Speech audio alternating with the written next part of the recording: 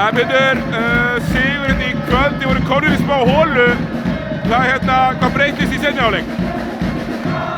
Já, við vorum komin í holu í seríunni líka. Við vorum komin í holu í dag. 10 stigum undir, virkaði eins og við værum bara svolítið linir. Við vorum mikið að skjóta fyrir undan og vorum bara smá heppnir, 2 spjaldi ofan í og svona. En við stöðum í rauninni bara í hálfleik. Við höfum 20 mínútur til að halda okkur á lífi.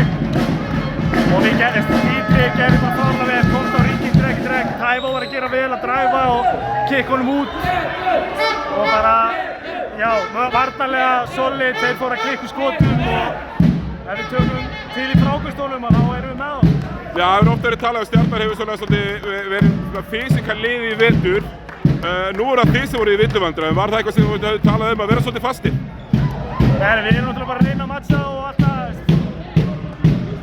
Já, þeir geta kannski verið alveg eins fysikal og þeir eru að vonast eftir. Þeir eru bara með færri líkama. En það samt líka að þeir eru ekkert lengt með að mér finnst svolítið mikið dæmt okkur miðað við þá, miðað við hvernig þeir spila, en það bara eins og það er. Og við þurfum bara að halda áfram að spila í gegnum þetta og eigum 1 leik eftir í þessari seríu sem við ætlum okkur að taka. Nú þið Arnar búin að spila saman í mörg ár, hann gat lítið beitt sér í kvöld.